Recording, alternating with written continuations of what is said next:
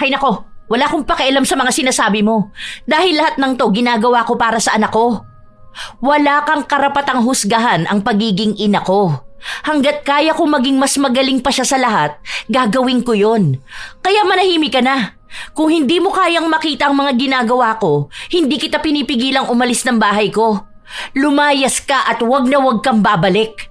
Hindi kita kailangan at mas lalong hindi ka kailangan ng anak ko. Sana nga, ma'am, ginagawa mo yan para sa anak mo. Huwag na sanang dumating ang araw na bigla ka nalang magsisi dahil sa mga pinaranas mo sa bata. Dahil hindi habang buhay na ganyang edad si Ichan. Darating din ang araw na mapapagod na siya sa'yo dahil wala man lang siyang maaalalang masaya tungkol sa sarili niya. Dahil wala siyang ibang ginawa kundi ang humabol at sumunod sa mga pangarap mo. Naabot mo naman na lahat, sa totoo lang. Hindi si Ichan ang kulang, ma'am. Ikaw ang nakukulangan sa sarili mo at pinipilit mong anak mong punan yun. Sana, maalala mong simpleng bata lang ang anak mo. Ang ina ang nagsisilbing unang guro ng kanilang anak, kung saan sila ang unang nagtuturo kung paano sumulat at magbasa. Ngunit paano kung ang paraan na yon ang dahilan para mawalan ng kumpiyansa sa sarili ang bata? Katulad ni Josefina na nag-aasam na maging mas higit sa lahat ang kanyang anak at nakalimutang isa ring bata si Ichan. Paano nga kaya matatakasan ang isang malupit na kwento ng isang bata kung sa tinig mismo ng kanyang ina manggagaling ang kanyang pagbagsak? Paano rin kaya matatakasan ang paghihiganti gamit ang itim na kapangyarihan? Ano bang hindi mo maintindihan dyan? Ha? Simpleng addition at subtraction lang yan. Ay nako, palibhasa, bobo ka! Ang hina niyang kukote mo!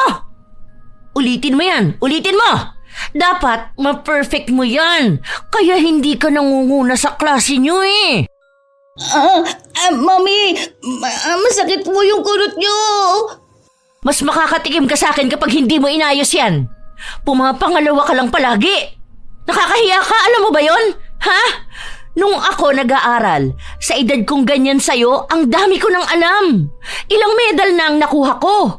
Matalino ako, kaya hindi ako papayag na magkakaroon ako ng anak na bobo. Nakakahiya yun. Palibhasa, manang-mana ka sa tatay mong walang utak. Papagod na ako, Mami. Ang sakit ng ulo ko. Hindi ka magpapahinga hanggat hindi mo natatapos yan. Hindi ka pwede maglaro dahil pagkatapos mo dyan, may training ka pa sa soccer at music class mo. Tumigil ka sa pag-iyak mo. Naku, sinasabi ko sa'yo, lalamutakin ko yung bibig mo. Sagutan mo yan. Mamaya na lang, Mami, please. Huwag mong sinasagad ang pasensya ko, Ichan.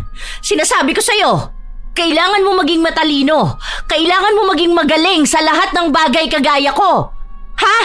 Hindi ka pwedeng tatamad-tamad at tatanga-tanga. Kailangan mong pantayan ang achievements na meron ako. Hindi ko po maintindihan to eh. Ang sakit na rin po ng kamay ko. Anong hindi mo maintindihan? Andiyan na ang tanong oh. Si Ana ay may 125 na lobo. Ibinigay niya ang 47 na lobo sa mga kaibigan niya. At saka siya bumili ulit ng 38 na lobo. Oh, anong mahirap dyan? Ha? 125 minus 47 plus 38. Ilan yon? Ha? Ano? Hindi mo alam? Ang bagal mo sumagot. Bobo ka talaga. Bobo! Sa ginagawa mong yan, wala kang mararating sa buhay mo. Kung di mo gagalingan mag-aral, magiging bobo ka habang buhay. Alam mo nangyayari sa mga bobo? Nagiging mahirap at walang pakinabang. Nung ganyang edad ko sa'yo, hindi lang ganyan ang kaya ko sagutan. Ay, nako, sa dami ba naman ang mamanahin mo sa tatay mo yung pagiging mahina pa ang utak? Sagutin mo yan, ha? Babalikan ko yan. Hindi ka kakain hanggat hindi mo yan nasasagutan. Galit na umalis si Josefina habang naririnig ang hikbi ng kanyang anak. Nagpunas ng luha ang bata at sa kanya muling tiningnan ang pinapasagutan ng kanyang ina. Sabado, wala siyang pasok at dapat ay naglalaro siya pero ayaw na ayaw ng kanyang ina na nahahati ang atensyon niya sa ibang bagay, maliban na lang kung may kinalaman ito sa pag-unlad ng kanyang kaisipan. Nag-iisang anak lang si Ichan at naghiwalay na ang mga magulang niya bago pa man siya ipinanganak. Si Josefina naman, isang matalinong babae na lahat ng klase ng tagumpay ay nakuha niya noong nag-aaral siya. Ang talino niya na yon at tagumpay ay nais niyang makuha rin ng kanyang anak. Kaya kahit na bata pa lang ito, pinipilit na niyang matuto. Pero sadyang hindi makasabay ang kanyang anak sa kanyang nais dahil mas nangingibabaw ang kainosentehan nito at ang pagiging isip bata. Hindi naranasan ni Ichan ang maglaro katulad ng ibang kaedaran niya dahil kahit walang pasok, kailangan niya pa ring mag-aral. Hanggang sa isang araw, masama ang timpla ni Josefina na umuwi ng bahay nila at takot ang kanyang anak na lapitan siya at iabot sa kanya ang card. Anong tinitingin-tingin mo dyan? Di ba sabi ko sa'yo mag-aral ka doon? Huwag mo ako sinisimulan ngayon, Ichan. Sinasabi ko sa'yo, bad trip na ako sa mga empleyado sa shop. Baka ikaw ang pagbuntunan ko ng galit. Binigay na po kasi yung card namin eh. Si Yaya po ang kumuha. Ito po, Mami. Akin na. Halata namang walang nagbago rito. Hindi man lang tumaas. Tingnan mo nga tong samat mo, 95 lang. Ano ba namang utak meron ka? Buti pa yung kaklase mo na nasa top 1 sa klase nyo ang tataas ng grades. Nakakahiya talaga magkaroon ng anak na katulad mo, oo. Hindi ko alam kung yung pag-aaral mo ang kulang o ang pagpapalaki ko sa'yo. Nakakahiya talaga. Ni hindi ko man lang maipagmalaki sa mga kamag-anak ko. Baka pagtawanan lang nila ako eh. Dahil kung anong kinatalino ko, siya namang kinabobo ng anak ko. Gagalingan ko na lang po, Mami. Ay aba, talagang dapat mong galingan. Obligasyon mo yun. Dapat mas magaling ka sa kahit na sino kung gusto mo maging proud ako sa'yo. Dahil sa ngayon, wala ako nakikitang pagbabago sa'yo eh. Kaya paano ako magiging masaya, ha? Sige na, doon ka na. Mag-aral ka doon para naman tumalino ka. Di tayo bibili ng Jollibee, Mami. At bakit naman? Kasi po mataas po ang grades ko. Yung kaklase ko po, pumunta sila ng mama niya. Mas mababa po ang grades niya sa akin eh. Kasi yung English niya 87 lang po. Tapos sa akin 97 po. Yan na ang pinagmamalaki mo sa akin? Ano namang dapat i-celebrate? Hayaan mo yung mga kaklase mong kinukonsinti ng mga magulang nila maging bobo. At kahit na maliit na achievement, kailangan pang i-celebrate. Wala ka namang pinapakita sa akin na dapat ko ika-proud sa'yo. Kaya tigilan mo ako dyan sa mga ganyan, ha? Pumunta ka na doon sa kwarto mo. Mag-aral ka doon. Huwag ka sumabay sa mga iniisip ko ngayon. Nakasimangot si Ichan na nagtungo sa kanyang kwarto. Kanina lang ay masaya siya at iniisip na matutuwa ang kanyang ina kapag nakita nito kung paano siya naging magaling sa klase. Pero baliwala lang pala yun dahil hindi pa rin natutuwa sa kanya ang ina. Palaging may kulang. Palagi siyang hinahanapan ng mas higit pa. Simula pa nung bata siya, hindi na niya maabot ang gusto ng kanyang ina. Kahit pa man itodo na niya ang lahat ng kaya niya at sundin ang lahat ng utos sa kanya, hindi niya pa rin maramdaman na ipinagmamalaki siya ng kanyang ina. Habang nag-aaral mag-isa ang bata sa loob ng kanyang kwarto, bigla namang dumating ang kanyang yaya na may dalang merienda. Sanggol pa lang siya, si Larnie na ang nag-aalaga sa kanya at tila ba mas kilala pa siya nito kaysa sa tunay niyang ina. Tara, kain ka na muna. Ito oh, nagluto ako ng pancake. Di ba paborito mo to? O ayan, tapos may orange juice pa. Hindi pa po ako tapos dito sa sinasagutan ko. Baka po mamaya tignan to ni Mami eh. Baka magalit na naman siya sa akin. Saglit lang naman. Kanina ka pa nakatutok dyan eh. Hindi ka pa kumakain. Dapat kahit paano pahingahin mo rin ang utak mo. Kumain ka para mas magkaroon ka ng lakas na makapag-isip. Hindi po pwede yun, di ba?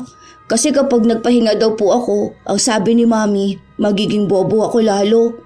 Bobo pa naman po ako. Hindi ka bobo, okay? Sinabi ko na yun sa'yo, di ba?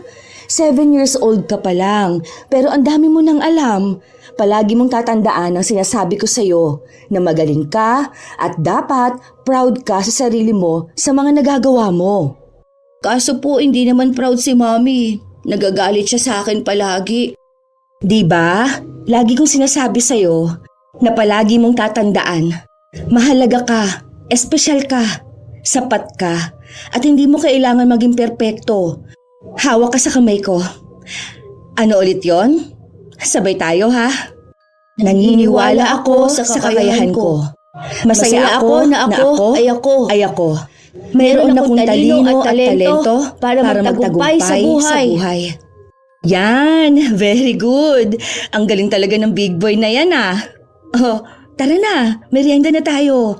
Tapos mamaya, tuturuan kita kung paano yan, ha? Congrats nga pala ha, dahil ang tataas ng grades mo.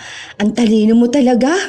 Kasi sa totoo lang, hindi lahat ng kaedaran mo kaya ang ginagawa mo. Sobrang matured mo na rin mag-isip para sa ganyang edad. Proud na proud sa'yo sa yaya. Naging masaya ang puso ng bata dahil kahit na paano ay may isang tao na nakakakita ng halaga niya at nagiging masaya sa mga nagagawa at naaabot niya. Habang masaya silang kumakain at nagkukwentuhan ng kung ano-anong pangyayari sa eskwelahan ni Ichan, biglang pumasok sa loob ng kwarto si Josefina. Nang makita siya ng anak, halos hindi na nito malunok ang kinakain niya. Ano yan? Bakit mo pinapakain ng ganyan si Ichan? Ikaw naman, hindi ba sabi ko hindi ka kakain hanggat hindi ko sinasabi na kumain ka? Ilang oras yung nasasayang mong bata ka? Sa halip na mag-aral ka at matuto, wala kang ibang ginawa kundi ang makipagkwentuhan. Kaya walang pumapasok dyan sa gamong-gumong utak eh. Merienda lang po, ma'am. Iniluto ko po yan para na rin po makapagpahinga ang bata. Ang dami po kasing activities na ginawa kanina sa school nila. Kapag sinabi kong hindi siya kakain, hindi siya kakain. Bakit ba mas pinapangunahan mo pa ako, ha? Tandaan mo, Larnie, yaya ka lang ng anak ko at ako pa rin ang amo mo. Kung anong sasabihin ko, yun ang susundin mo dahil sa akin ang gagaling ang sahod mo. Kunin mo yung basura na pinapakain mo sa anak ko at itapon mo. Simula ngayon, hindi siya pwedeng kumain ng kung ano-ano dahil baka mabawasan palalo ang utak ng bata na yan. Baka lumala ang kabobohan niyan. Pancake lang naman po yan, ma'am. Hindi ko naman po pinapakain ng junk food si Ichan. Alam ko naman po yung mga pagkain na pinagbabawal ninyo para sa kanya. May mga prutas naman din po yung kasama at hindi naman siya palaging kumakain yan. Mas marunong ka pa talaga?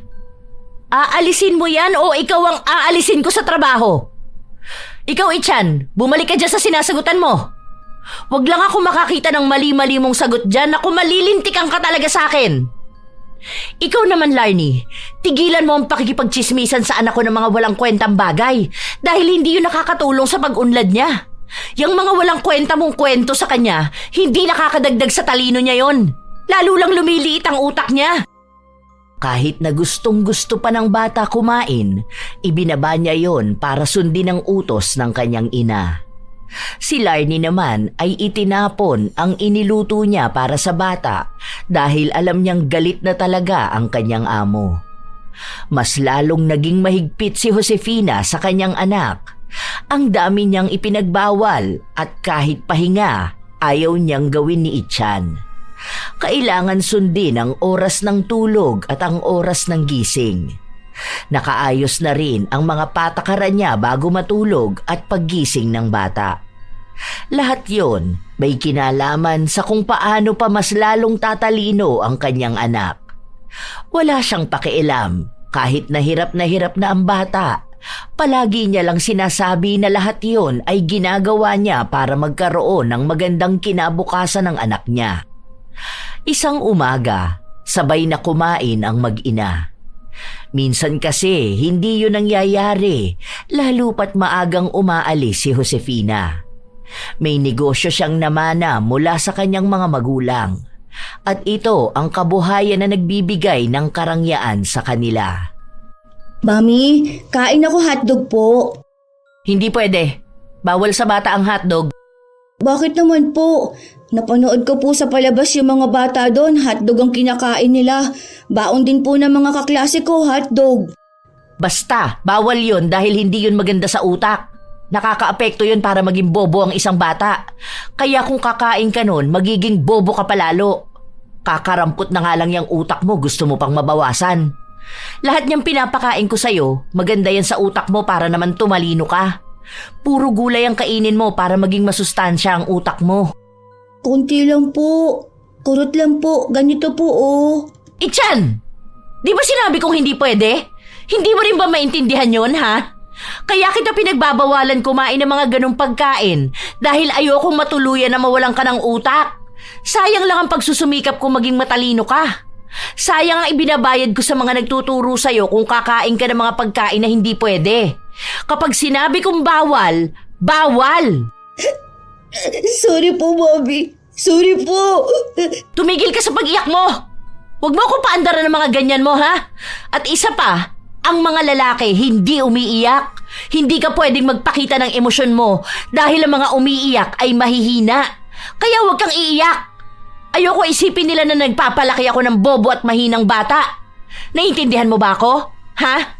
Ayaw na ayaw kong maririnig at makikitang umiiyak ka. Opo, Mami. Sorry po. Sorry. Tumigil ka dyan. Huwag kang humikbi-hikbi dyan. Huwag kang iiyak, ha? Ayoko nang mahina. Hindi ka tunay na lalaki kung umiiyak ka. Tumigil ka na. Kumain ka dyan. Ubusin mo lahat yung nasa plato mo. Huwag mo kong artihan na ayaw mo ng gulay.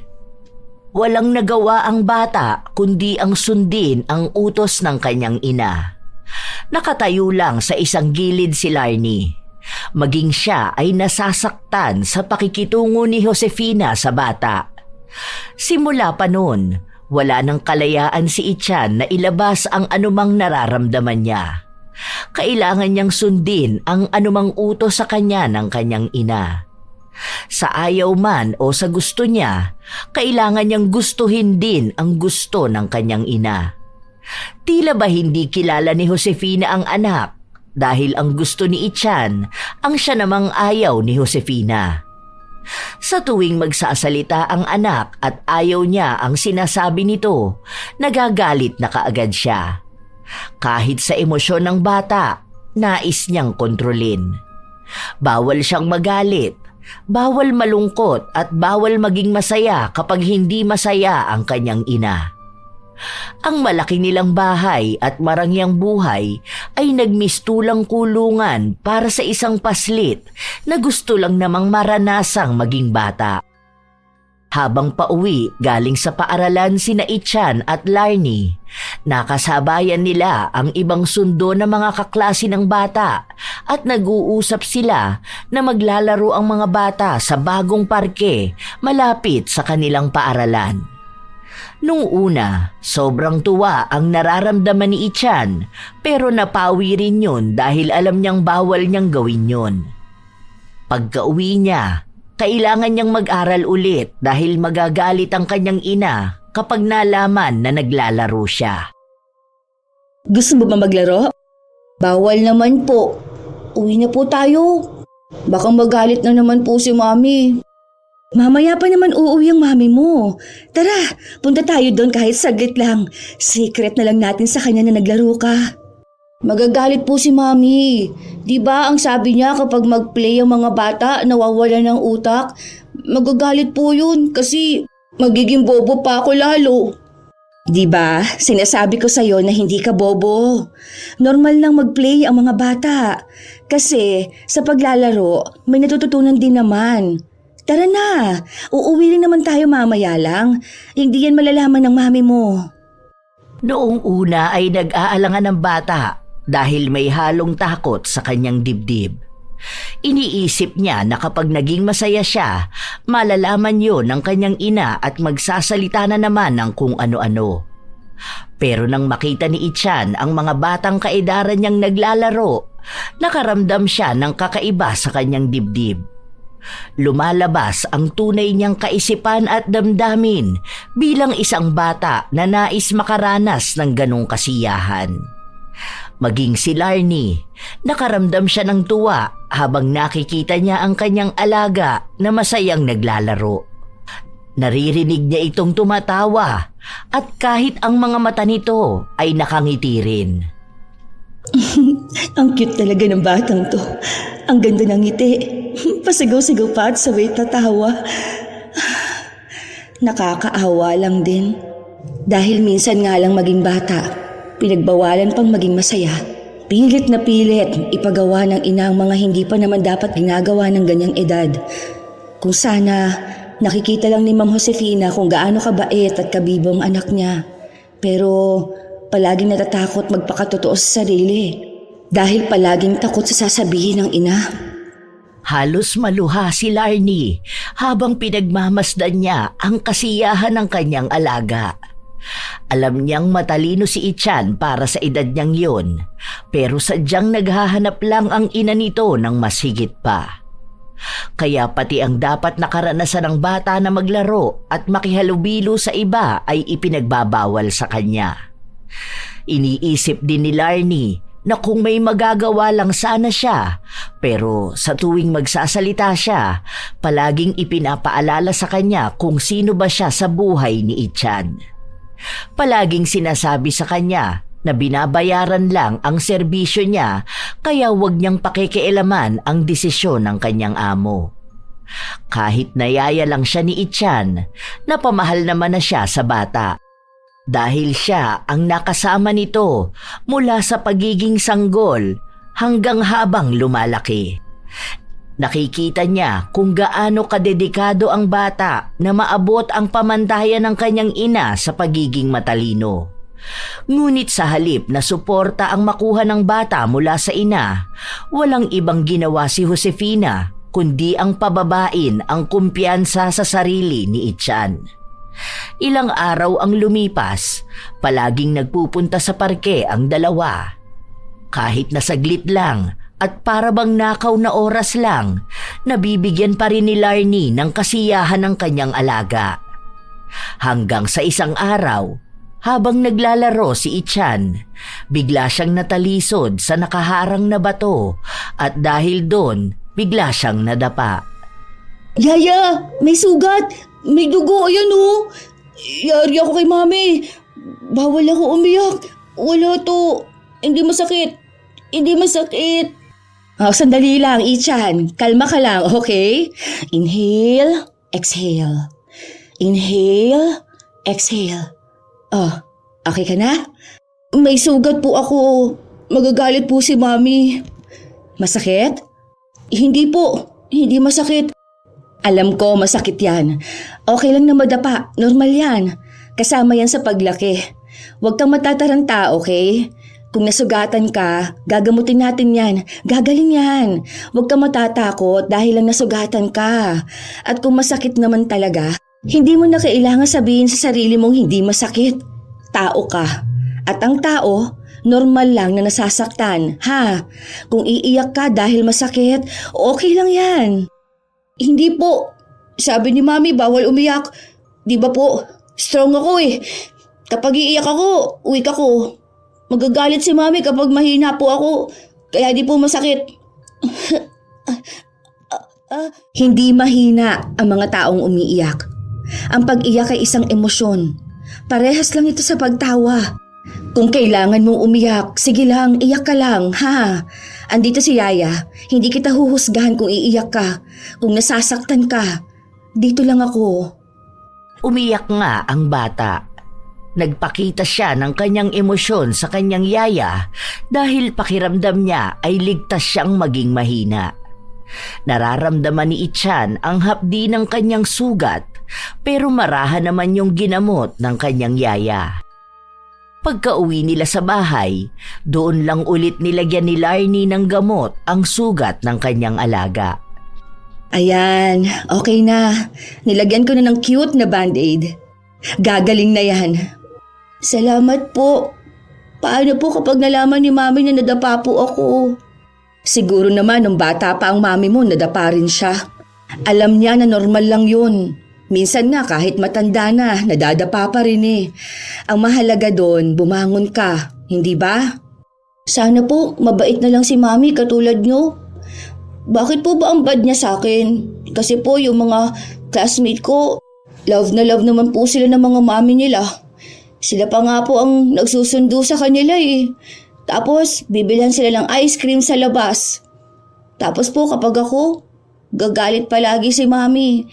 Bad po ang mami ko, no? Para siyang monster.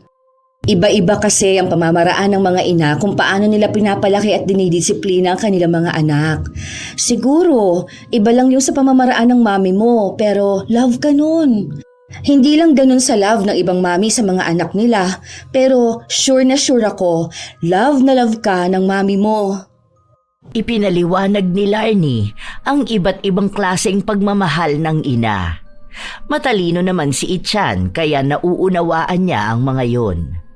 Ayaw lang kasi ni Larnie na magtanim ng sama ng loob ang bata sa kanyang ina dahil lang sa inaasta ni Josefina. Ayaw niyang imulat sa galit si Ichan dahil baka kapag nangyari yun, mahihirapan si Josefina na bawiin ang loob ng anak. Dahil kung ano pa naman ang natatanim sa emosyon ng bata, nakabaon na yon sa kanilang isipan at damdamin at bibit-bitin nila yon hanggang sa tumanda sila. Isa ang galit na yon sa mahirap pakawalan. Nang matutulog na si Ichan, doon lang napansin ng kanyang ina ang kanyang sugat. Mami, basa ka po ng book. Anong nangyari dyan? Bakit may band-aid yan tuhod mo? Ganyan pa ang nakalagay? Tanggalin mo nga yan. Ano yan, pambata? Bakit ka may sugat? Aray ko po! Ano na naman ang pinaggagawa mo, ha? Nadapa po ako. Bakit ka nadapa? Lampa ka ba, ha? Sa susunod, ayusin mo yung paglalakad mo. Huwag kang tatakbo kung di mo naman nakikita ang daraanan mo. Hindi yung uuwi ka sa bahay na may sugat ka. Ayoko nang lalampa-lampa ka, ha? Dahil ang mga lampa, mga walang kwentang tao. Gusto mo ba maging walang kwentang tao, ha? Oh, ano? Iiyak ka na naman. Di ba sinabi ko sa'yo na hindi umiiyak ang mga lalaki? Hindi pwedeng maging mahina ang loob. Matulog ka na dyan. Tigilan mo yan. Huwag lang ako makakarinig ng kahit na anong ingay mula sa'yo. Nako! Pigil na pigil ang pag-iyak ni Ichan. Naiipon yun sa kanyang dibdib at hindi niya mailabas. Kapag nakita siya ng ina na umiiyak, tiyak na magagalit ito sa kanya. Hindi siya makatulog dahil sumasakit ang kanyang sugat at naiisip niya rin ang sinasabi sa kanya ng kanyang ina. Tumayo siya sa higaan at nagpunta sa kwarto ng kanyang yaya. Bukas ang kwarto na yon dahil alam ni Larnie na pupunta siya ron kapag hindi siya makatulog.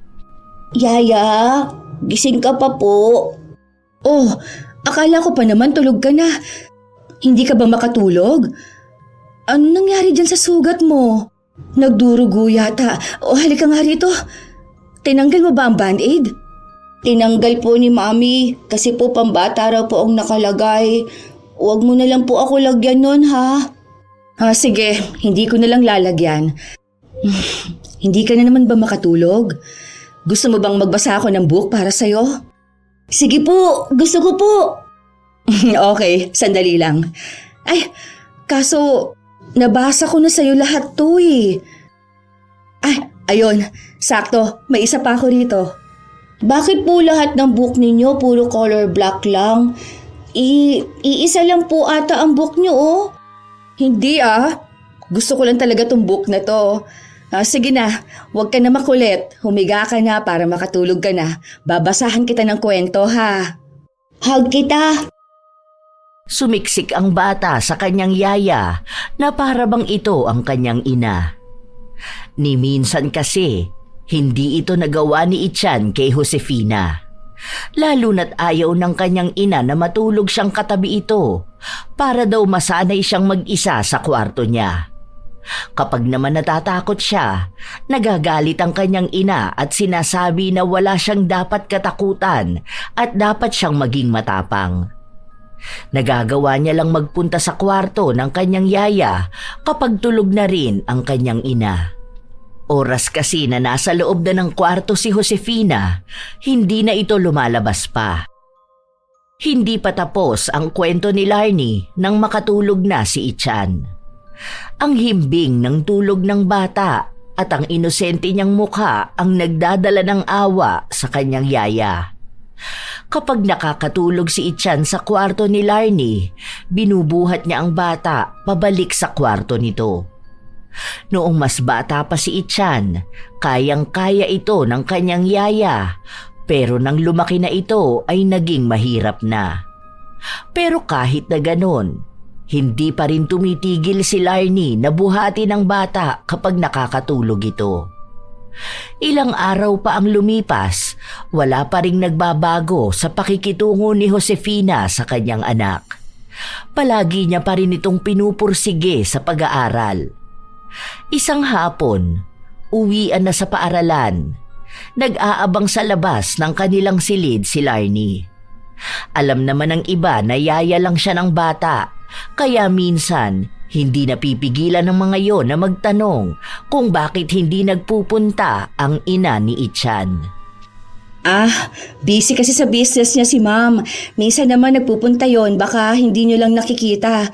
Ako lang talaga ang sumasama kay Ichan kapag may mga events sila sa school kasi ako naman talaga yung nag-aalaga sa kanya. May mga bali-balita pa silang sinasabi na hindi gusto ni Larnie, lalo pat maaaring makaapekto ito sa bata. Ano ba yung mga chismis niyo? Matalino si Ichan. Hindi nagbabayad ang mami niya para pumasa ang bata, no? Kahit patingnan niyo kung paano nag-aaral ang bata na yan. Baka kahit kayo mismo hindi niyo kayanin ang pinagdadaanan niya. Itong mga chismosa na to, bakit kaya hindi niyo pagtuunan ng pansin ng mga anak ninyo? Hindi yung si Ichan ang pinagkakaisahan ninyo. Bata lang yan. Hoy, 7 years old lang yan, no? Kayo mga gurang na kayo, hindi niyo pa inaayos ang mga pag-iisip ninyo. Halos makipag-away si Larnie sa mga naririnig niya. Sinasabi kasi ng mga nanay ng mga kaklase ni Ichan na sinusuhulan lang ang kanilang guro para tumaas ang grado ng bata. Sa mga panahon kasi na yon ay nangunguna na si Ichan sa klase. Nangangamba ang kanyang yaya na baka mabuli ang alaga niya. At ang magpapasimuno nun ay ang mga magulang na walang alam kung paano paghigpitan ni Josefina ang anak para lang maging mas matalino at magaling sa klase. Inirapan ni Larnie ang mga nagbubulungang mga magulang. Nang uwian na, masayang lumabas si Ichan at may magandang balitang ibinahagi sa kanyang yaya. Ako po ang gaganap na prinsipe sa play namin. Ako po si Prinsipe Juan sa ibong Adarna po. Bago pa tumugon si Larnie, narinig niya pa ang sinabi ng isang nanay na dapat ang anak niya ang bibida sa dulang pang-entablado na yon dahil anak niya ang pinakamagaling sa lahat, pero mukha raw na bayaran ng ina ni Ichan ang guro para siya ang piliin. Nakakaramdam ng inis si Larnie pero ayaw niyang patulan ang mga yon. Baka marinig lang ng bata ang pakikipag-away niya. Nang umuwi na ang ina ni Ichan, agad niyang ibinalita ang tungkol sa nakuha niyang papel para sa dulang pang-entablado na gaganapin sa kanilang paaralan. Aba, mabuti naman at ikaw ang naging bida. Akala ko magiging puno ka lang doon. Lahat ng grade 2, ma'am. Pinagpipilian sinong bibida doon. Kaya nakakatuwa na sa klase nila kumuha ng gaganap na Prinsipe Juan at si Ichan yun. Isa lang siyang nakuha sa play. Kaya nga sabi ko mabuti naman. Dahil nakaka-disappoint naman kung hindi siya makukuha, di ba? O kung makukuha man siya tapos gaganap siyang puno. Aba, mas nakakahiya kapag ganun. Hindi mo man lang ba siya babatiin, ma'am? Anong pagbati naman ang gusto mo? Simpleng bagay lang naman yan. Buti sana kung siya ang gaganap sa play na pang-international, di ba? Baka mag-celebrate pa ako kung malalaman kong sa France siya magtatanghal. School play lang naman yan. Anong masaya at nakaka-proud doon, ha?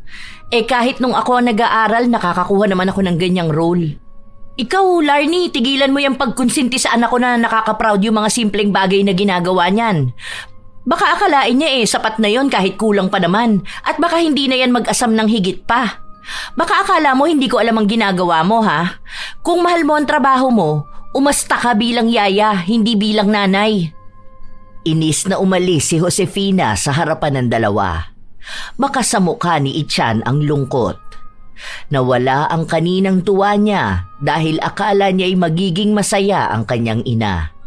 Pero hindi pa rin pala yun sapat. Kulang pa rin at kailangan niya pa ring mag-asam na makakuha ng mas higit pa. Wala man lang pagbati. Kaya paano siya sasaya kung hindi niya mapasaya ang kanyang ina? Huwag ka na malungkot dyan. Alam mo, ako, proud na proud ako sa'yo. Ang galing mo kaya. Ikaw ang nakakuha ng role na yan, oh. Isa kang prinsipe, katulad sa mga kwento ko sa'yo. Hindi naman po masaya si Mami. Baka po tama sila. Hindi ko po kaya. Sila? Sinong sinasabi mong sila? Sila po sa school. Sinasabi nila sa akin na huwag ko na raw po ituloy eh. Kasi hindi naman ako magaling kaya hindi ko kakayanin. Huwag na lang po ako maging prinsipe. Kasi po ang prinsipe malakas po, di ba po? Bawal ang mahina. Mahina po ako eh. Bobo po ako. Tanga pa. Shhh! Huwag mong sasabihin niya sa sarili mo, ha? Sinabi ko sa'yo, huwag mong ibababa ang tingin mo sa sarili mo. Hindi ka bobo. Hindi ka tanga. At mas lalong hindi totoo ang sinasabi nila na hindi ka magaling. Palagi mong tatandaan na lahat ng naaabot mo na yan, para yan sa'yo. Pinaghirapan mo yan. Kaya ka napili dahil ginalingan mo.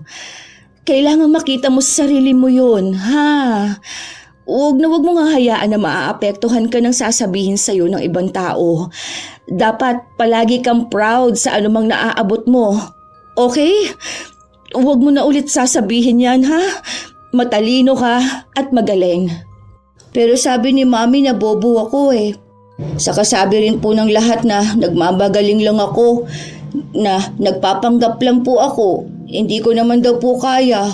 Tama naman po sila, di ba po? Walang tama sa mga sinasabi nila. Dahil hindi ka nila kilala. Kaya wag mo silang pakikinggan, ha? Wala naman po akong kakampi. Ako, palagi mo akong kakampi. Palagi akong proud sa'yo. Nasasaktan ako kapag naririnig ko yung sinasabi mo. Kasi alam kong ibinibigay mo ang lahat ng kaya mo eh. Sapat ka, magaling ka, matalino ka. Love na love ka ni Yaya, ha? Lagi mong tatandaan na magkakampi tayo. Kahit nakalaban natin ang buong mundo, basta ako, kakampi mo ako. At dapat kakampi mo rin ang sarili mo. Diba, ang mga prinsipe, kahit na ang dami nilang kalaban, sila pa rin na nagwawagi. Kasi kakampi nila ang sarili nila. At ikaw ang prinsipe na dapat matapang na kampihan ang sarili mo. Dahil kapag kakampi mo ang sarili mo, walang kalaban na makakatalo sa'yo. Tandaan mo yan. Hindi ka magpapatalo sa mga salita nila. Dahil sapat ka at magaling ka at lalong-lalo na mahalaga ka. Pinipilit ni Larnie na palakasin ang loob ng kanyang alaga. Dahil unti-unti nang nagiging malaki ang epekto ng ginawa ni Josefina sa bata. Ayaw lang niyang dalhin ni Ichan ang ganong kaisipan hanggang sa paglaki niya. Dahil mas marami pang pagsubok ang darating sa buhay ng bata kapag tumanda na ito. At kung mahina ang loob at walang tiwala si Ichan sa kanyang sarili, mahihirapan siyang harapin ang buhay. Sa sobrang pagkabahala ni Larnie sa mga nangyayari, sinubukan niya ulit kausapin ang kanyang amo. Ma'am, pwede po ba kitang makausap? Kung babali ka, wag na muna ngayon. Malapit naman na ang sahod mo eh. Saka wala akong cash. Ay, hindi po tungkol doon, ma'am.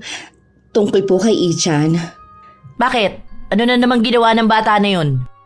Gusto ko lang po sanang makisuyo sa inyo, ma'am, na huwag niyo naman pong pakitunguhan ng gano'n ang anak ninyo. Naaawa na po ako sa bata. Ang laki po ng epekto ng mga sinasabi ninyo sa kanya. Tumatanim po sa isip ng bata yung mga pagtawag ninyo sa kanyang bobo, o walang alam, o walang utak, na hindi siya magaling, o kung ano-ano pa pong masasakit na salita. Maawa naman po kayo sa anak niyo, ma'am. Ilang taon pa lang naman po yan. Hindi na nga po niya nararanasan ang saya ng pagiging bata dahil ang dami ninyong ipinagbabawal sa kanya. Dahil lahat ng ginagawa ko para sa kanya.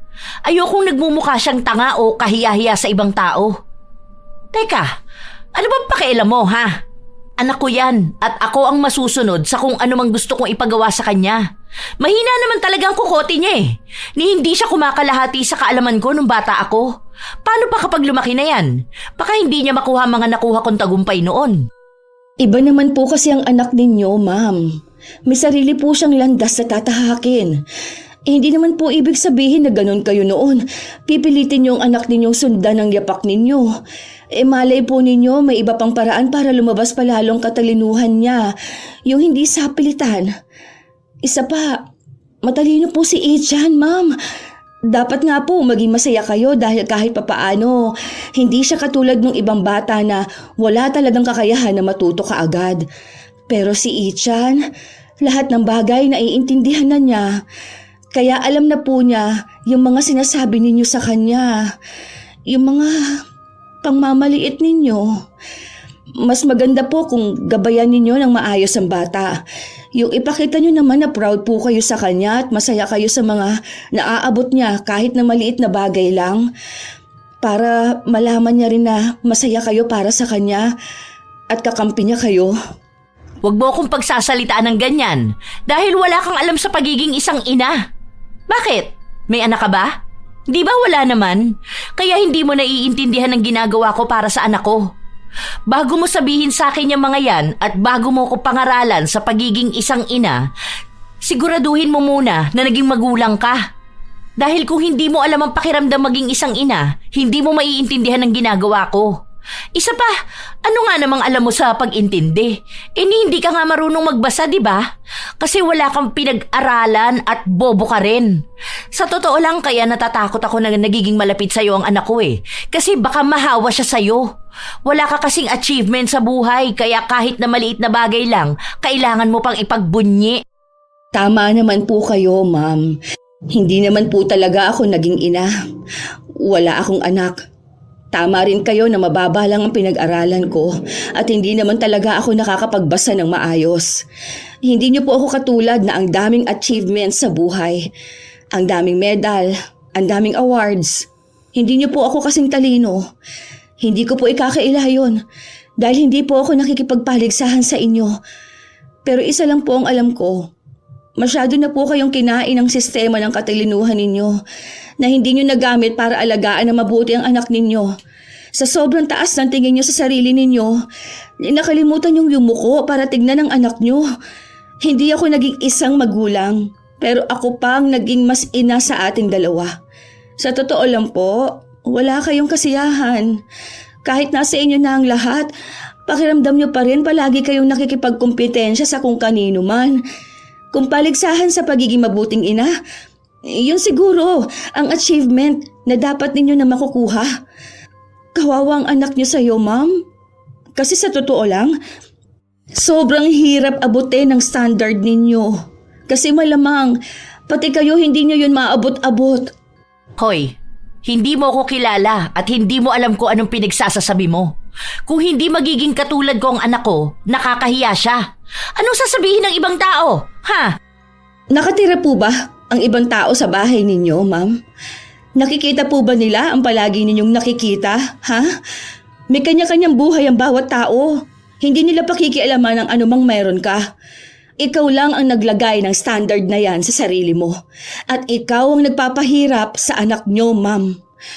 Habang inaayos mong magiging tingin sa'yo ng iba, buhay ng sariling anak nyo ang nasisira. Kahit anong gawin at ipakita mo sa mga tao, may masasabi pa rin sila tungkol sa'yo, tungkol sa anak mo. Di ba? Kahit na ang sobrang talino mo na, ang dami mo pa rin naririnig. Dahil hindi mo mahahabol ang pagiging perpekto sa paningin ng iba. Kahit ikaw pa ang pinakamatalino at kahit pa iposas mo ang anak mo sa mga libro niya, hindi mo pa rin siya magagawang maging perpekto. Awa lang sa bata, ma'am. Sa edad ni Ichan, ang dami na niyang alam pero hindi pa rin yon sapat sa'yo. Hindi na siya bata mag-isip. Kapag kausap ko siya, natatabunan na ang kainosentehan niya. Dahil bata pa lang siya, ayaw mo nang iparana sa kanya ang maging bata. Hay nako, wala akong pakialam sa mga sinasabi mo. Dahil lahat ng to ginagawa ko para sa anak ko. Wala kang karapatang husgahan ang pagiging ina ko. Hanggat kaya kong maging mas magaling pa siya sa lahat, gagawin ko yon. Kaya manahimik ka na. Kung hindi mo kayang makita ang mga ginagawa ko, hindi kita pinipigilang umalis ng bahay ko.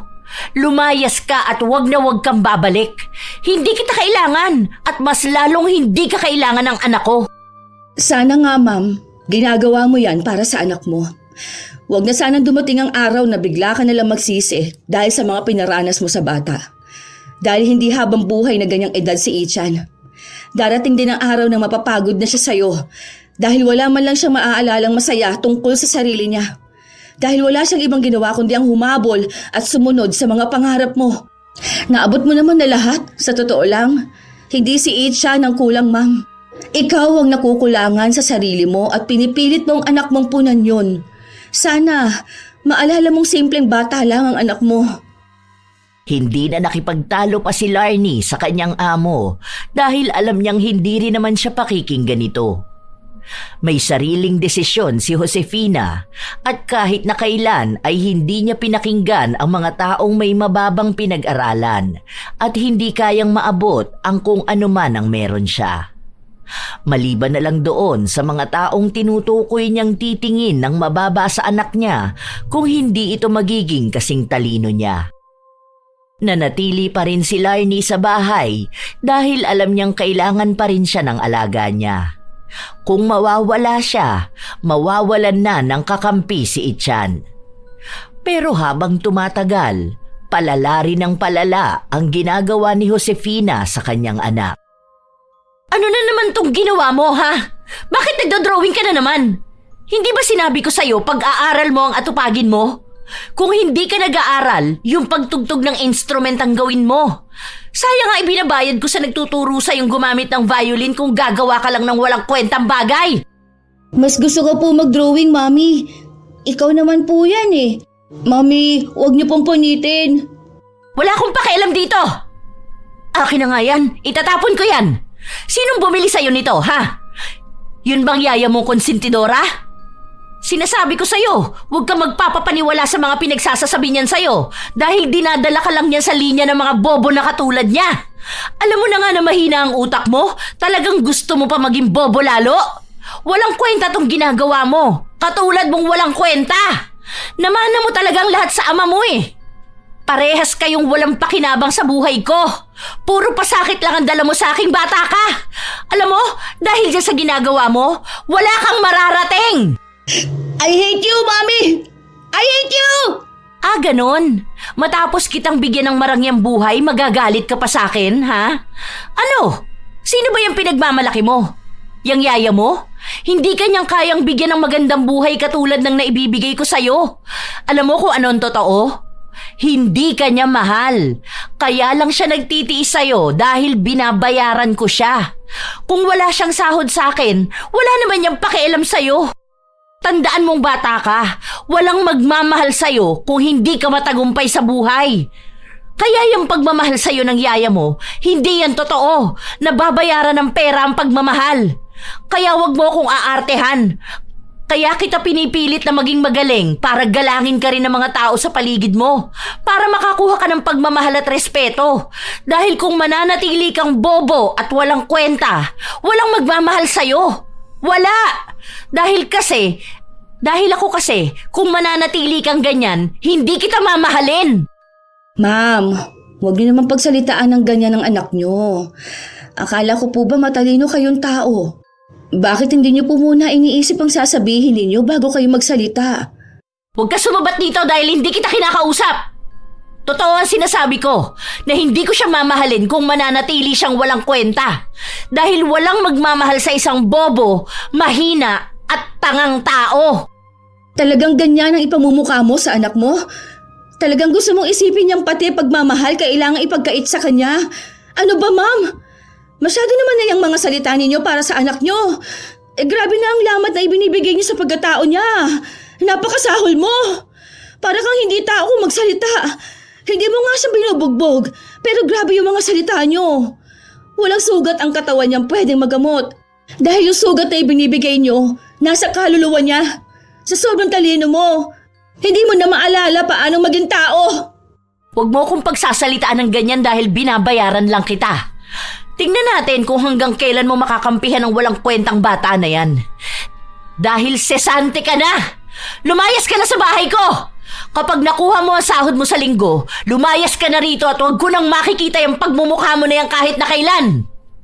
Galit na umalis si Josefina at nagtungo sa kanyang kwarto. Si Itcha naman, nakakapit lang sa binti ng kanyang yaya. Hindi niya alam kung dapat ba siyang umiyak dahil natatakot siya na kapag may luhang lumabas sa mga mata niya, magagalit ang kanyang ina. At baka mas lalo lang siyang itakwil nito. Yaya, huwag kang aalis please. Dito ka lang ha. Tara na, hahatid na kita sa room mo. Hindi ka aalis? Promise? Tara na, gabi na. Titimplahan na lang kita ng gatas mo para makatulog ka.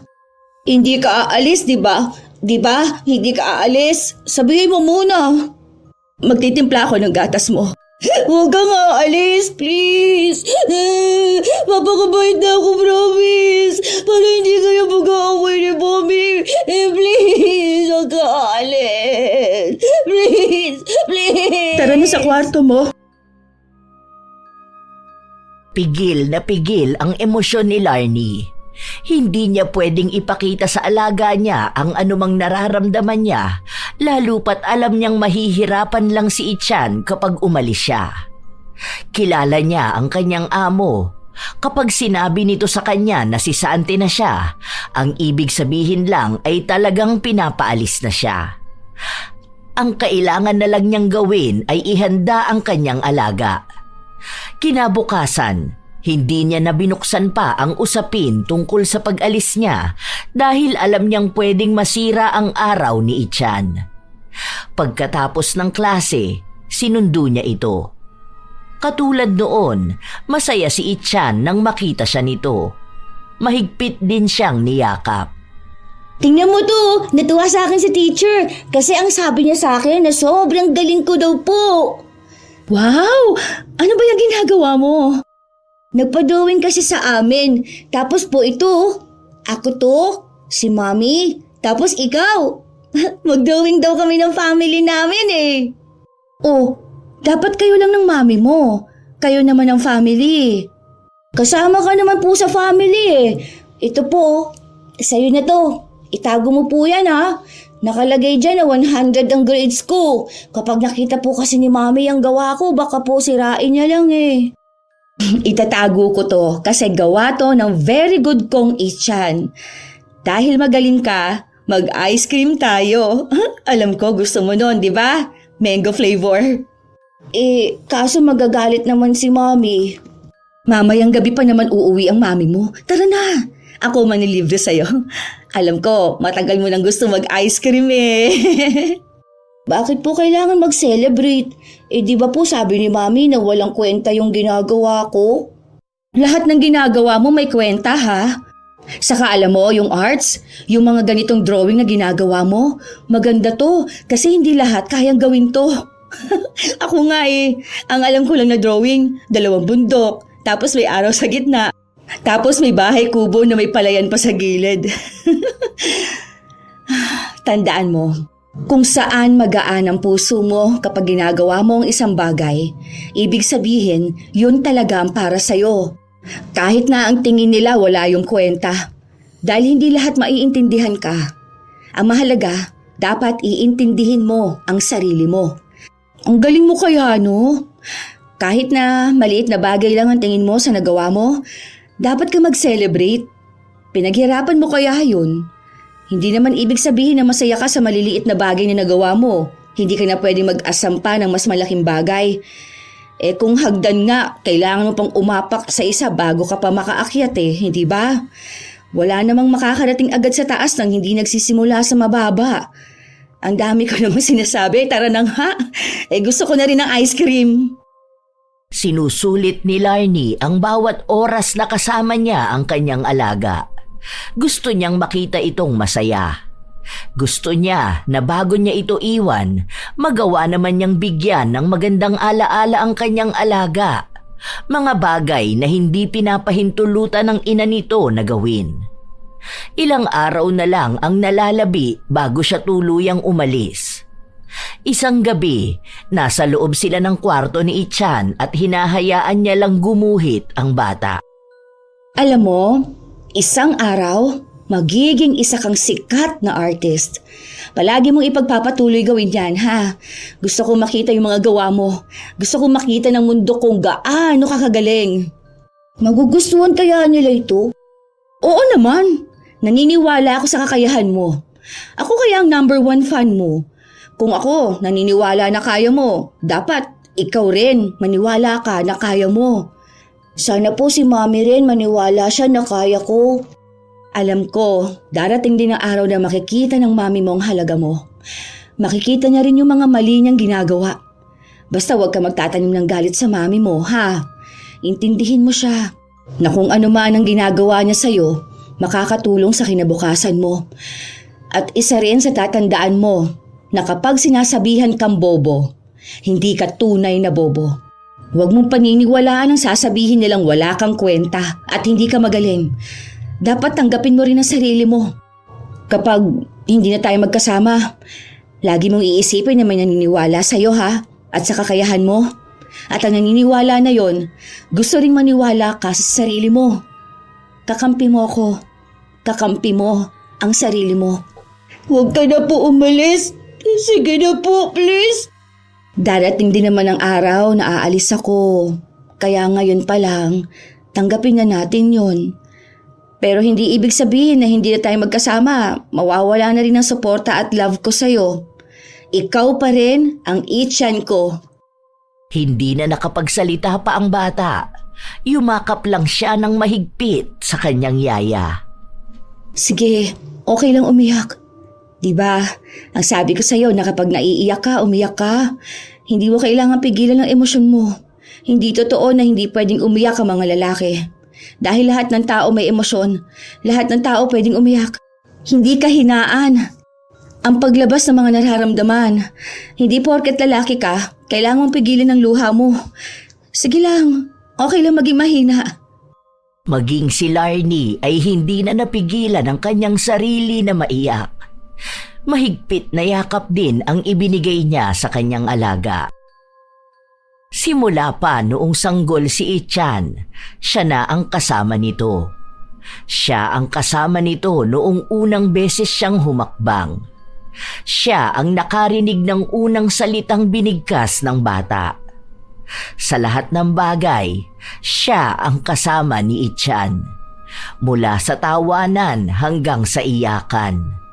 Para na niyang naging anak ang alaga dahil mas madalas na silang dalawa lang ang magkasama.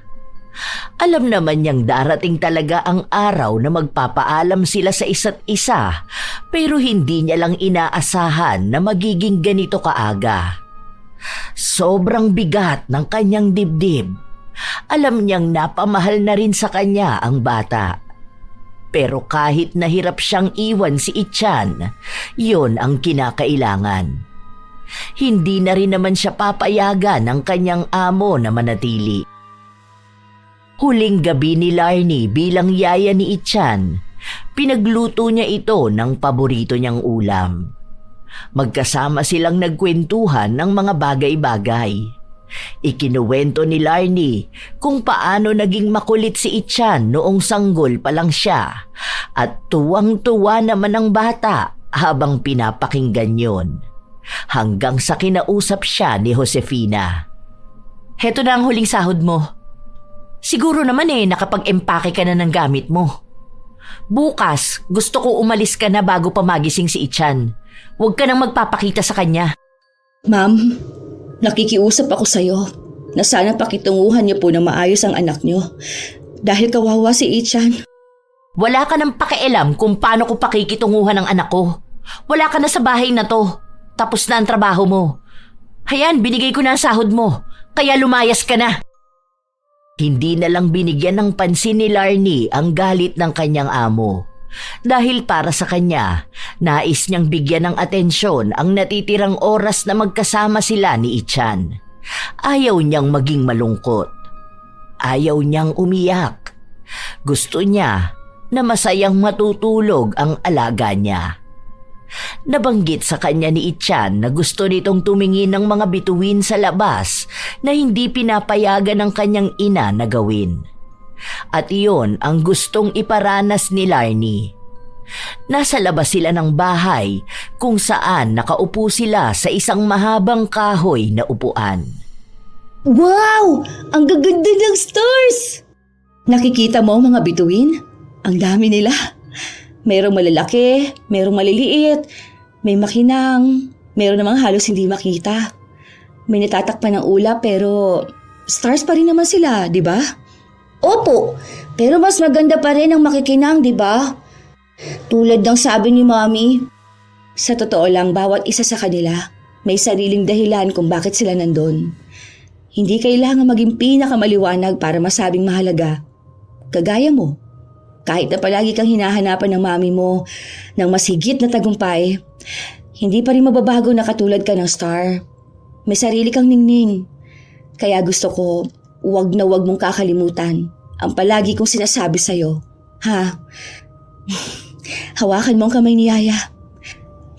Gusto ko, palagi mong sasabihin ito sa sarili mo, ha? Sabay tayo. Naniniwala ako sa kakayahan ko. Masaya ako na ako ay ako. Mayroon akong talino at talento para magtagumpay sa buhay. Proud na proud ako sa'yo. Nang gabing yun, nagpatuloy na nag-usap ang dalawa. Ang daming mga pangaral ni Larnie sa kanyang alaga. Palagi niyang sinasabi kung gaano ba ito kamahal-mahal at huwag niyang pagdududahan ang kanyang sarili. Alam niyang wala nang magsasabi nun kay Ichan, kaya gusto niyang ang bata mismo ang magsabi nun sa kanyang sarili. Pwede mo po ako kwentuhan? Sige, may bago akong kwento. Mabuti nilang dala ko tong libro para makatulog ka na rin. Higa ka na lang rito. May dala naman tayo unan eh. Bubuhatin ka na lang ni Yaya pabalik sa room mo, ha? Okay? Ang kwento ko ngayon sa'yo ay tungkol sa isang bata na may mataas na pangarap sa buhay at hindi sumuko sa anumang sinasabi ng ibang tao sa kanya. Gusto ko po bukas, pagkagising ko, luto mo ako pancake po, ha? Tapos dito po ulit tayo kakain. Hindi na kumibo si Larnie. Nagpatuloy siya sa kanyang kwento hanggang sa tuluyang nakatulog ang kanyang alaga. Habang nagpapatuloy si Larnie sa kwento niya, doon na bumuhos ang kanyang emosyon. Nakikita niya ang maamong mukha ng kanyang alaga. Ang inosente nitong pagtulog na dati ay lagi niyang nakikita, ngayon ay huling beses na niyang masisilayan. Alam niyang hindi niya magagawang lutuin ang hiling ng bata dahil bukas ay gigising si Ichan na wala na siya. Yun na ang huling beses niyang babasahan ng kwento ang kanyang alaga. Huling beses na mag-uusap sila ng kung ano-anong bagay. Sobrang bigat sa kanyang dibdib. Para bang ayaw niyang umalis dahil kahit na inihanda na niya ang kanyang sarili sa pagdating ng araw na ito, hindi niya pa rin pala talaga kayang malayo sa bata. Hindi niya maisip kung anong mararamdaman ni Ichan dahil parehas silang sanay na kasama ang isa't isa. Binuhat ni Larnie ang kanyang alaga para dalhin ito sa kanyang kwarto. Ang libro na palagi niyang gamit kapag nagbabasa siya ng mga kwento sa kanyang alaga, inilapag niya yon sa tabi ni Ichan. Iiwan niya yon para kay Ichan. Humalik din siya sa noo ng bata at nagpaalam. Salamat, Ichan, dahil naranasan ko maging isang ina. Kahit na hindi ako pwedeng magkaroon ng anak, kakampi mo pa rin ako kahit na anong mangyari. Hindi ako papayag na makakarinig ka pa ng masasakit na salita. Palagi pa rin nakasuporta si Yaya. Palagi ko pa rin maaalala ang mga ngiti mo tuwing makikita mo akong nag-aabang sa labas ng classroom nyo. Hindi ko na yun makikita dahil hindi na kita masusundo ulit. Gusto ko na sana maniwala ka sa sarili mong mahalaga at kamahal-mahal ka. Kasi ako, pinahahalagahan at minamahal kita. Love na love ka ni Yaya. Buhos ang emosyon ni Larnie habang naglalakad siya palabas ng kwarto ng bata. Binitbit na rin niya ang mga gamit niya. Gising pa ang amo niya at wala siyang ibang narinig mula rito. Hindi na rin sila nagkibuan pa dahil walang ibang iniisip si Larnie kundi ang mga masasayang alaala na kasama niya ang kanyang alaga. Ang mga taon na yon ang pinakamasaya at may saysay na taon ng buhay niya. Kaya labis niya itong minahal na para bang iisang dugo ang nananalaytay sa kanila. Pero kailangan niyang tanggapin ang realidad ng buhay. Alaga niya lang si Ichan at darating ang ganitong araw na kailangan niya itong iwan. Kinabukasan, maagang nagising si Ichan. Ang una niyang napansin ay ang libro na gamit ng kanyang yaya kapag binabasahan siya nito ng kwento. Kinuha yon ng bata at binasa. Doon niya nakita na walang sulat ang libro. Walang kwento. Dahil hindi nakakapagbasa si Larnie, lahat ng kwento na ibinabahagi niya sa bata ay gawa-gawa niya lang. Lahat yun may kinalaman sa kwento na kaugnay sa pinagdaraanan ng bata. Agad na tumayo ang bata at lumabas. Nagtungo siya sa kwarto ng kanyang yaya. Doon niya lang nalaman na wala na si Larnie. Iniwan na siya. Yaya! Yaya, nasaan ka po? Yaya, magpakita ka na po. Magiging good boy na ako. Hindi na po ako magkikiwak ulit. Yaya! Ano ba, Ichan? Hindi ba sinabi ko sa'yo na huwag kang iiyak? Tumigil ka dyan! Wala na ang yaya mo, umalis na siya. Hindi na yung babalik kahit na kailan. Bumalik ka na sa kwarto mo at mag-aral ka doon. Walang magandang na idudulot yung pag-iyak mo. Mommy, please! Pabalikin mo po si Yaya. Promise, magiging good boy na po ako. Mag-aaral na ako mabuti. Mommy, please, Mommy! Hindi ko na pababalikin ang babae na yon dahil wala siyang naitutulong sa'yo. Ayan, tingnan mo. Iiyak ka dahil lang sa kanya? Kahit na sinabi kong mahihinang tao lang ang umiiyak at ang mga lalaki hindi dapat nagpapakita ng emosyon? Tumigil ka na sabi! Naiirita ako sa boses mo! Tumigil ka na! Sa sobrang galit ni Josefina, nakagat niya ng madiin ang kanyang dila. Dahil doon, nakaramdam siya ng sobrang sakit. Natigilan naman ang bata sa pag-iyak dahil nakikita na niyang galit na galit ang ina. Sa pagbalik niya sa kanyang kwarto, doon na lang muling umiyak si Ichan. Niyakap niya ang iniwan sa kanya ng kanyang yaya. Yun na lang ang alaala na kukonekta sa kanilang dalawa. Kahit na sinasabi ng kanyang ina na huwag siyang iiyak, hindi nakikinig si Ichan. Naaalala niya ang sinasabi sa kanya ni Larnie na kapag gusto niyang umiyak, huwag niyang pipigilan ang kanyang emosyon. Ilang linggo na ang nakalipas, hindi pa rin matanggap ni Ichan na umalis na ang kanyang yaya. Palagi niya itong inaabangan sa paglabas niya ng silid-aralan. Ngunit bigo siya palagi. Hindi na kumuha ng bagong yaya ang kanyang ina. Ito na ang palaging nagsusundo at nag-aalaga sa kanya. Hindi mo ba maayos yan? Basahin mo ulit! Gusto ko yung tuloy-tuloy. Huwag yung para kang robot. Ayusin mo yung pagbabasa mo, huwag kang tanga! Ano ba naman to? Kumikirot na naman ang dila ko. Aray ko! Ano pong nangyari, Mami? Gusto niyo po ng water? Wait po, kukuha ako. Saan ka pupunta? Ang sabi ko, sagutan mo to aray! Aray ko!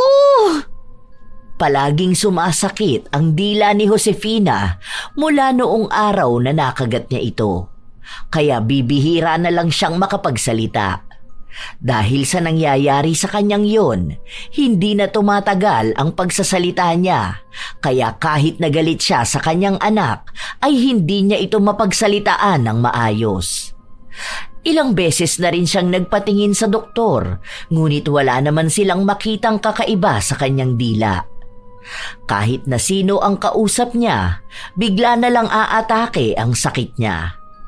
Walang oras na hindi yun kikirot at kapag naman sumakit ay napapasigaw siya. Sa mga sumunod pang linggo, mas lumala ang kanyang sakit. Walang kahit na anong gamot ang nagpapahupa roon. Kahit hindi siya magsalita, sumasakit talaga yun. Wala na siyang ibang magawa kahit ang negosyo nila ay apektado na. Mabuti na lang at may mga empleyado siyang humahawak at nag-aasikaso at mukhang pati ang mga yon ay natutuwa na hindi siya nakakapagsalita masyado dahil wala siyang mumurahin at mamaliitin. Hanggang sa nanatili na lang muna siya sa bahay nila para magpagaling kahit na hindi naman kumpirmado kung ano ang sakit niya. Mami, kain ka na po. Ayoko na. Itabi mo yan doon. Kailangan niyo po kumain para hindi po kayo magkasakit.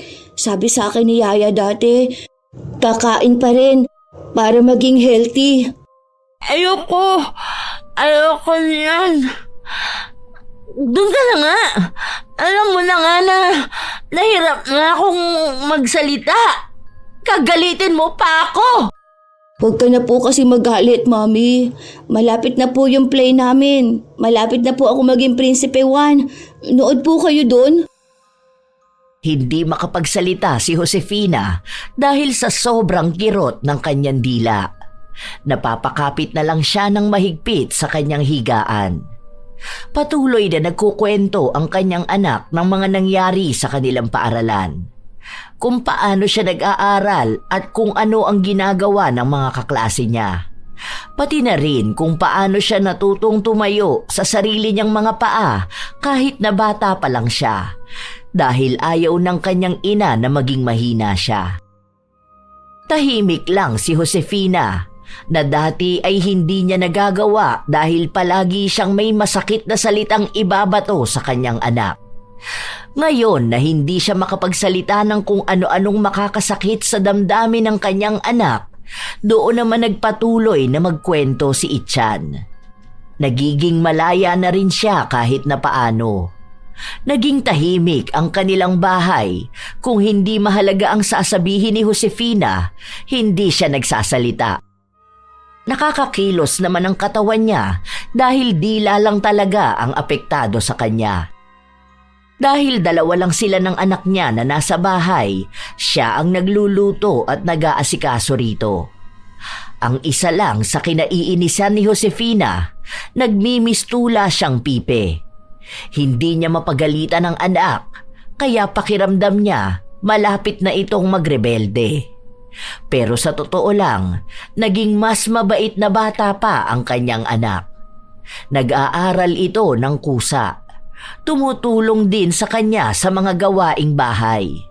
Masyado lang talagang madaldal. Mami, punta ka po sa play ko ha. 2 tulog na lang po yun. May upuan ka po doon, nakabukod, nasa unahan po ng stage. Hindi kumibo si Josefina.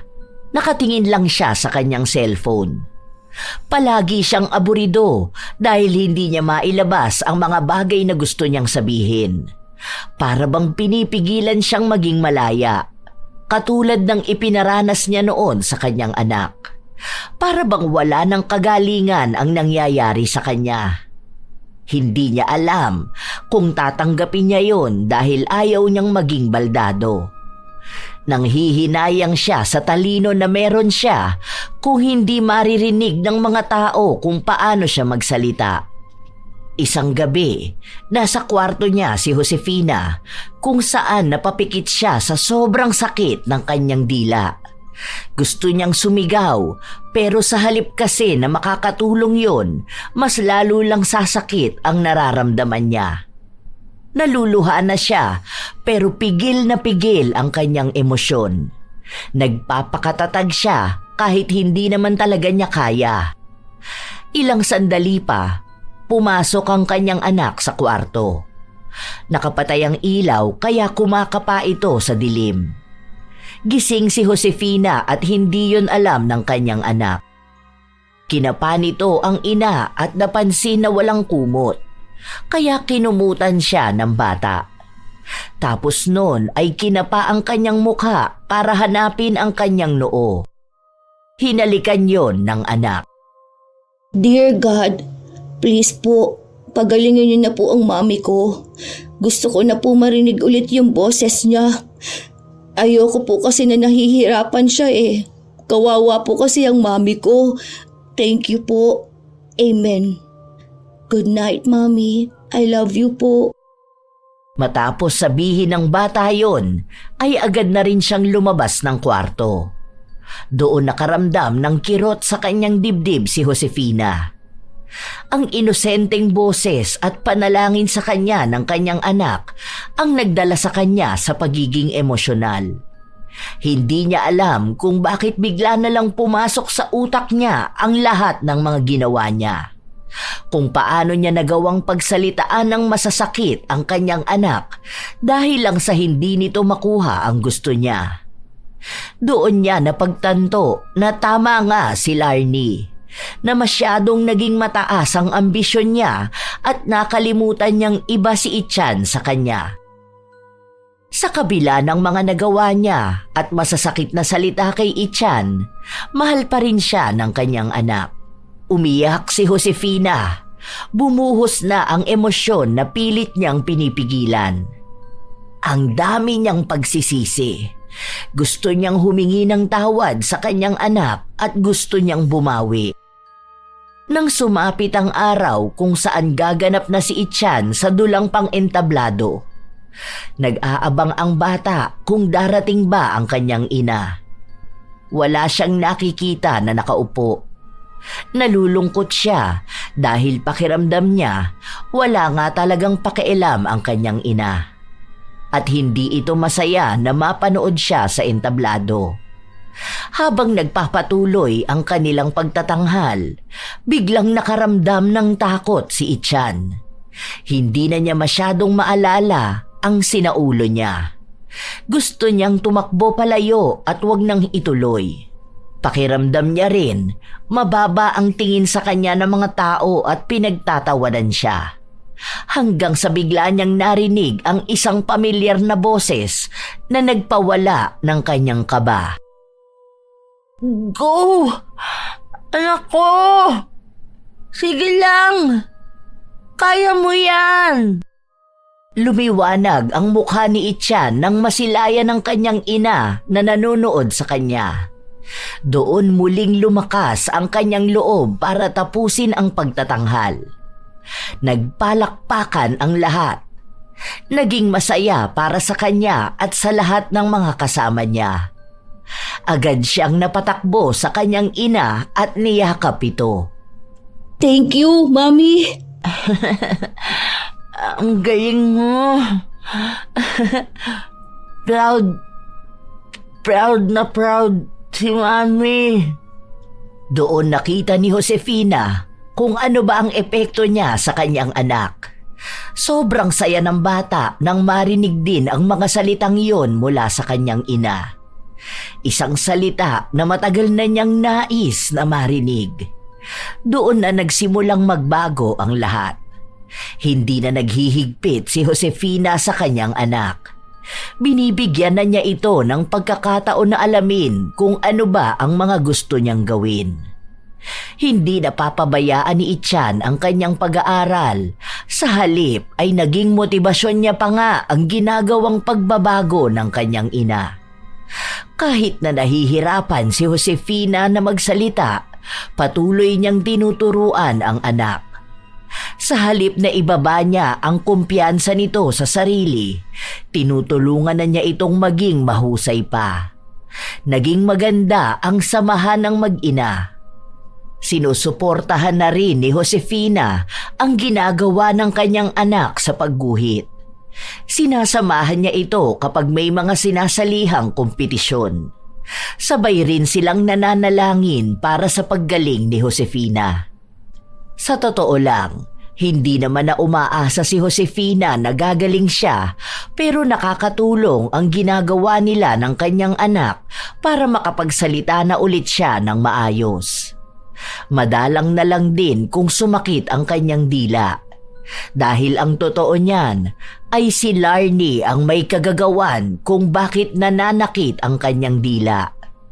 Bago umalis ang dating yaya ng kanyang anak, sinigurado nito na hindi na ulit siya makakapagsalita ng masasakit sa kanyang anak. Ilang taon na ang lumipas, hindi na nagpakita pa si Larnie. Hindi na nila alam kung nasaan ito dahil hindi na siya sumasagot sa tawag ni Josefina. Palagi pa ring tinitingnan ni Ichan ang iniwan na libro ng kanyang yaya. Naaalala niya noon kung paano magkwento si Larnie at nang nagkaedad na si Ichan, doon niya lang din napagtanto na ang lahat ng mga kwento na yon ay may kinalaman sa kanya. Taon na ang lumipas hanggang sa nagtapos na sa kolehiyo si Ichan at nakatanggap ng may pinakamataas na karangalan. Gumaling na rin ang dila ni Josefina kaya nakakapagsalita na siya ng maayos.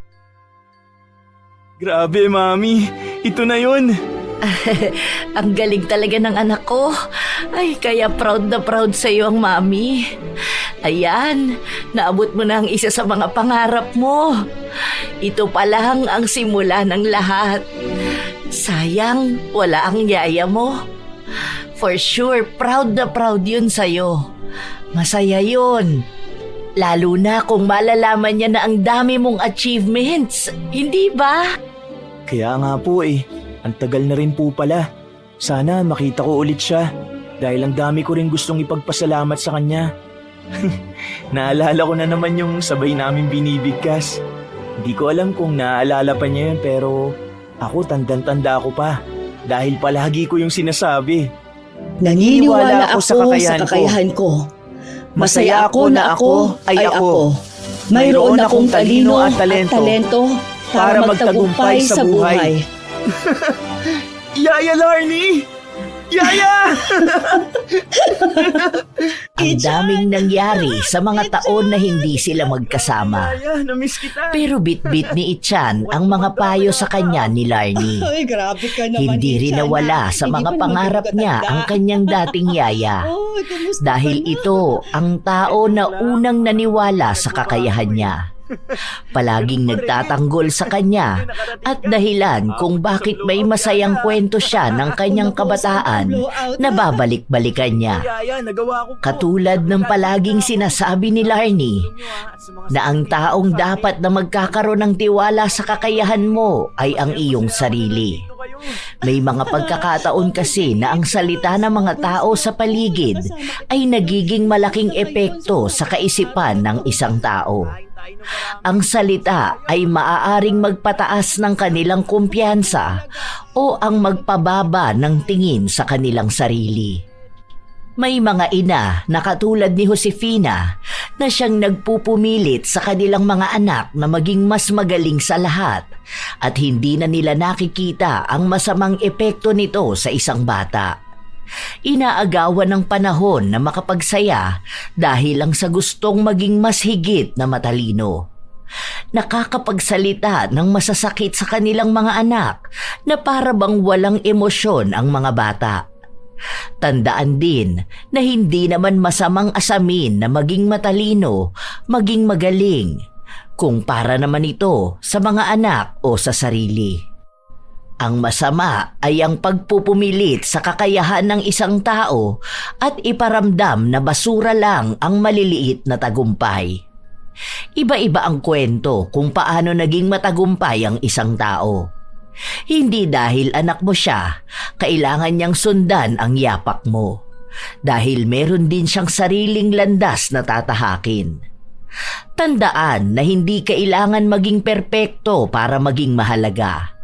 Hindi nasusukat ang halaga ng isang tao sa grado, medalya o papuri ng iba. Ang tunay na tagumpay ay dumarating sa pagtiyatiyaga, sariling pagsisikap at pagtanggap sa sariling lakas at kahinaan. Dahil kahit gaano kataas ang pamantayan ng mundo, ang tunay na panalo ay ang taong natutong mahalin ang sarili, magtiwala sa sariling kakayahan at tumayo sa sariling mga paa. Sana ay may natutunan kayo sa ating kwento ngayon. Alam naman natin na may mga taong talagang katulad ni Josefina na gustong maging mas magaling ang anak higit sa kanino man. Mayroon ding mga magulang na lumalabis sa pagsasalita ng hindi magaganda sa kanilang mga anak. Mga salita na tumatarak sa kanilang mga puso at bumabaon sa kanilang murang kaisipan. Hindi man nila sinasaktan ng pisikal, ay sinasaktan naman nila sa mental at emosyonal na paraan. Gaya ng laging sinasabi ng lola, pag-isipang mabuti ang mga salitang binibitawan natin. Ang salita ng tao ay makapagliligtas ng buhay o kaya ay makamamatay. Kaya mag-ingat sa pagsasalita sapagkat aanihin mo ang mga bunga nito. Kayo ba mga apo, may karanasan ba kayong katulad ng ating kwento ngayon? Nais kong mabasa ang mga kwento na inyong ibabahagi. Shout out sa ilan sa mga masusugid na tagapakinig ng mga istorya ni Lola Telang. Rosalia Ambos, Oreo Crisbert, Neri Domingo, Belen Baladhay, Mary Jane Kitong, Jeline Oraca Beranya, Marwa Cornel, Gima Pendon, Pureza Tagiwalo, Mary Jenny Rhea Batiduan, Grace Elvis, Vicky Yabut, Razon Yao, Aquarius, EJ's Vlog. Salamat sa pakikinig ninyo. Mon Hyun Song, Mary Grace Radovic, Ellen Torres, Belen Baladhay, Danica Lobaton, Himawari, Faith Ken Evangelista, Joshel De La Torre, Marisa Villanueva, Abigail, Lynn Comeros, Thelma Tarle Villasica, Geraldine Eano at kay Tatay Betoy, Chris Alcantara, Gerlin Picache.